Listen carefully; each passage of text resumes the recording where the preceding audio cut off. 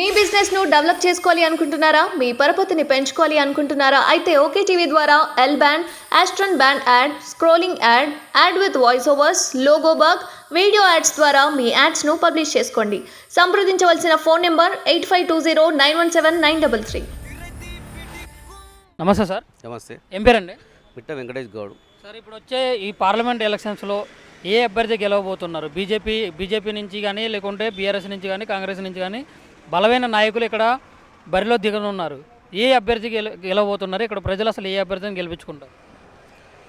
అసలు యాక్చువల్గా ఈ యొక్క పార్లమెంటు పరిధి అని కాకుండా మొత్తం టోటల్గా తెలంగాణకు సంబంధించినటువంటి ప్రాంతంలో ఎన్ని నియోజకవర్గాలు ఉన్నాయో అన్ని నియోజకవర్గాలకు సంబంధించినటువంటి విషయంలో కూడా బీజేపీ రావాలి. బీజేపీకి ఓటు వేయాల్సినటువంటి బాధ్యత ప్రతి ఒక్క పౌరుని పైన, ఓటర్ పైన ఉన్నది. అది బీజేపీకి తెలంగాణకు సంబంధం ఏంటి?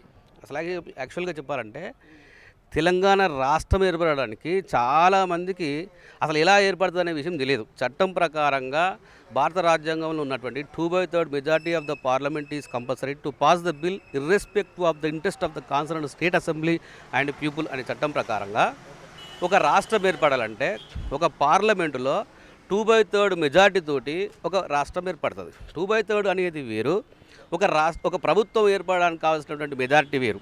పార్లమెంటులో 2 సభలు ఉంటాయి, ఒకటి లోక్సభ, రాజ్యసభ. లోక్సభలో మెజారిటీ ఉన్న వాళ్ళు గవర్నమెంట్ ఫామ్ చేస్తారు, కానీ ఆ లోక్సభలో 545 సమ్ ఉన్నాయి, దాంట్లో భాగంగానే మెజారిటీ ఉన్న వాళ్ళు చేస్తారు. At the same time Rajya Sabha సభ్యులు కూడా ఉన్నారు, 190 చేంజ్ ఉన్నారు. సో ఈ 2 సభలు కలుపుకొని 2/3 మెజారిటీ ఉండాలి. అప్పుడు ఉన్నటువంటి కాంగ్రెస్ గవర్నమెంట్కి మెజారిటీకి సంబంధించినటువంటి సభ్యులే ఉన్నారు, కానీ ఒక బిల్లు ఏర్పాటు చేయడానికి సంబంధించినటువంటి సభ్యులు అందులో లేరు.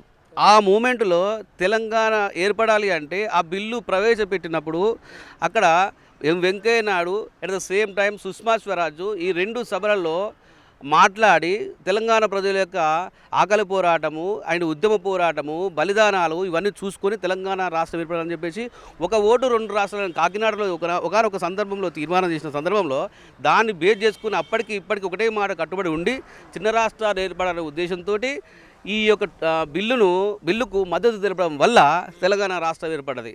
100 కేసీఆర్లు చనిపోయినా కూడా రాష్ట్రం ఏర్పడదు. చాలామంది తెలియదు.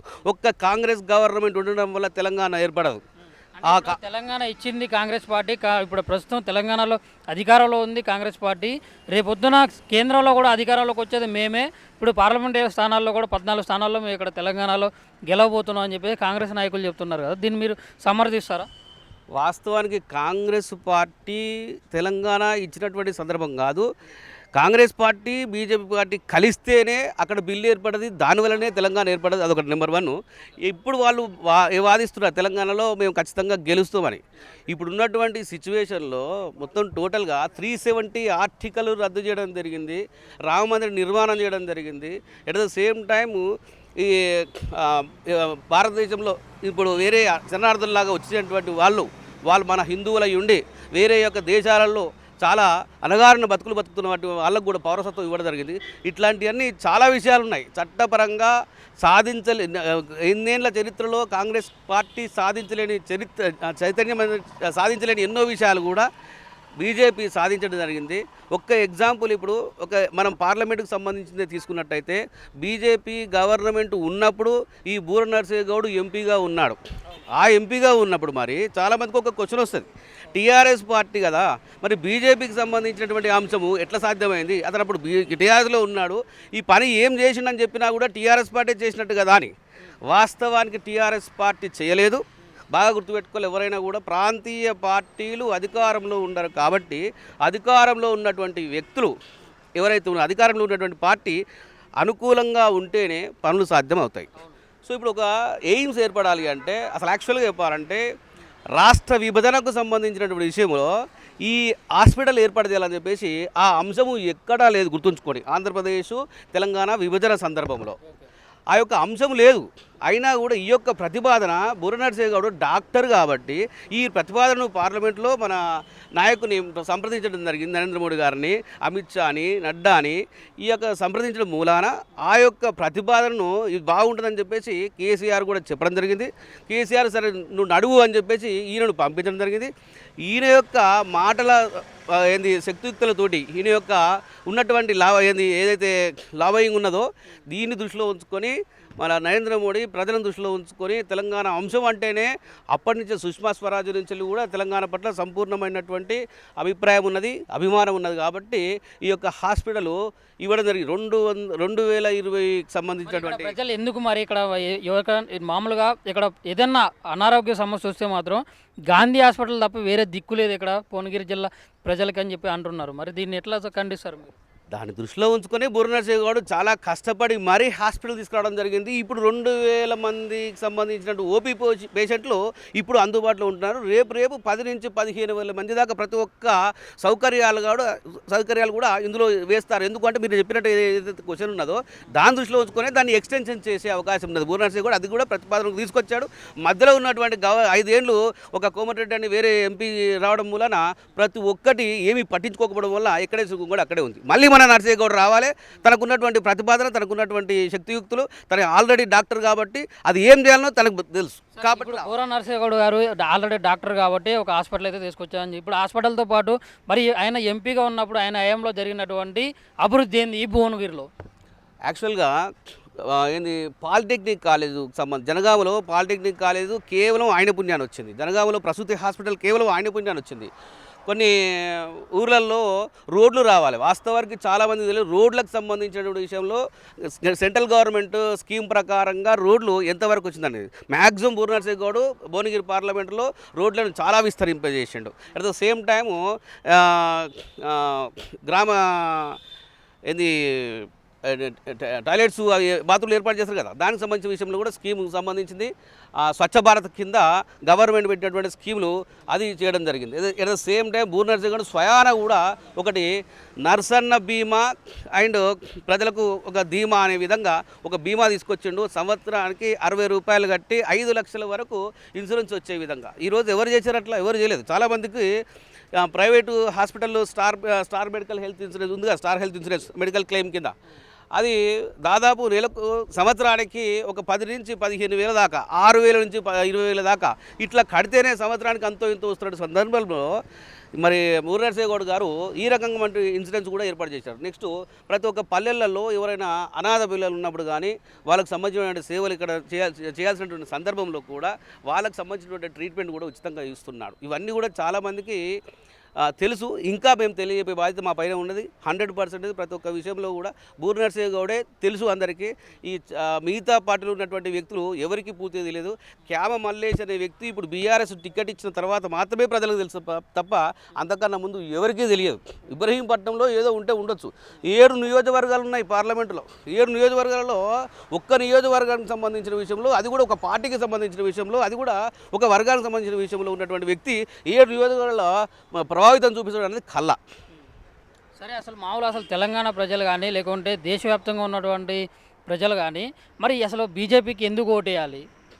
బీజేపీ వ్యతిరేక శక్తులన్నీ కూడా నరేంద్ర మోడీ గారిని గద్దె దింపాలన్న ఆలోచనలో ఉన్నాయి. మరి దీన్ని అసలు మీరు ఎట్లా ఒప్పుకుంటారా? అసలు వాస్తవాన్ని చెప్పాలంటే భారతదేశానికి పట్టినటువంటి అష్టదరిద్రం కాంగ్రెస్ పార్టీ.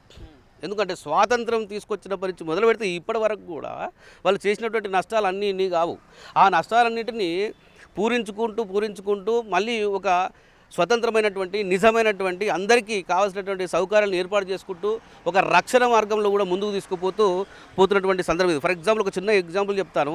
అభినందన్ అనే వ్యక్తి మన సైనికుడు, ఆయన చేసినటువంటి సేవలకు సరే ఏదో ఒక రకంగా మైనస్ జరిగింది. అతను పాకిస్తాన్లో ఉన్నటువంటి వ్యక్తులు పట్టుకోవడం వల్ల అదే మరి వాళ్ళతో సంప్రదింపులు చేసి మరీ అభినందన తీసుకొని వచ్చాడు. అదే కాంగ్రెస్ పార్టీ తీసుకురాకపోవు.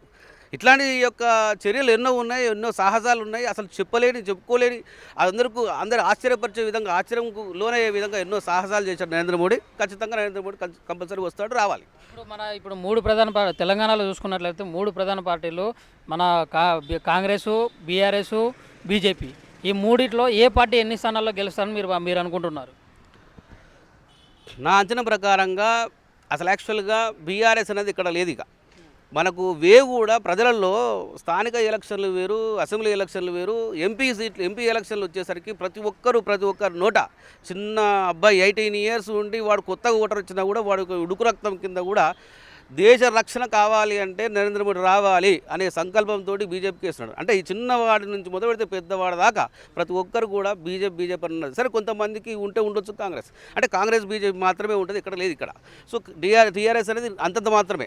నెక్స్ట్ ఈ రెండిట్లలో కూడా చరిత్ర మొత్తం ఒక 70 ఏళ్ల క్రితం చూసుకుంటే, 10 ఏళ్ల క్రితం చూసుకున్నా ఇట్లా 2 సీట్లు ఉన్నటువంటి బీజేపీ ఈరోజు 303 దాకా మొన్నటి సీట్లు తీసుకొచ్చినటువంటి బీజేపీ ఇప్పుడున్న సిచ్యువేషన్లో ప్రతి ఒక్కరు రక్షణ అండ్ సౌకర్యాలు ఒక నరేంద్ర మోడీ నామున్నే తీసుకొని వచ్చిండు, మనకి ఏదైనా సాధించగలుగుతాడన్న నమ్మకం ఉన్నప్పుడు కాంగ్రెస్ పార్టీ దాదాపుగా కూడా 1, 2, 3 సీట్ల కంటే ఎక్కువ రాదు. టీఆర్ఎస్కి అసలే రాదు. మెజారిటీ సీట్లు మిగతా 17 సీట్లు ఉన్నాయి. 17 సీట్లలో మ్యాక్సిమం 12 సీట్లు 13 సీట్ల వరకు బీజేపీ వచ్చే అవకాశం ఉన్నది. ఇప్పుడు మొన్న కాంగ్రెస్ జనజాతర అని చెప్పేసి ఒక పెద్ద సభ పెట్టి ఆ సభలో ఇప్పుడు రాహుల్ గాంధీ గారు, ప్రియాంక గాంధీ గారు కూడా వచ్చి కాదు విజయ సంకల్ప యాత్ర అది వేరు. ఇప్పుడు జనజాతర ఈ జనజాతర సభలో మామూలుగా జాతీయ స్థాయి మేనిఫెస్టో అనేది రిలీజ్ చేయడం జరిగింది. ఆ మేనిఫెస్టో మీద మీ అభిప్రాయం ఏంది? ఇప్పుడు ఈ పార్లమెంట్ ఎలక్షన్స్లో ఈ మేనిఫెస్టో ఏమన్నా అంటే ప్రజలకి ఏమన్నా ఇంకొంచెం ఇంట్రెస్ట్ వచ్చి మన కాంగ్రెస్ సపోర్ట్ చేసే అవకాశాలు ఉన్నాయంటారా? యాక్చువల్గా చెప్పాలంటే అసలు ఆ మేనిఫెస్టో మీద మీ అభిప్రాయం ఏంది? మేనిఫెస్టో విషయంలో ఇంప్లిమెంట్ చేయాలి అంటే అసలు యాక్చువల్ ఇంతకుముందు ఒక మాట చెప్పినాను, ఒక రాష్ట్రం ఏర్పడాలంటే 2/3 of the majority is compulsory to pass the bill irrespective of the interest of the concern state assembly అన్నాను కదా. పార్లమెంట్లో ఏ యొక్క బిల్లు పెట్టినా కూడా మిగతా పార్టీలకు ప్రతిపక్షం సంబంధించిన సపోర్టింగ్ కావాలి. కొన్ని విషయాలలో కొన్ని బిల్స్ పోతాయి. ఇప్పుడు మన స్త్రీలకు సంబంధించిన 33% రిజర్వేషన్ ఈ టైప్లో.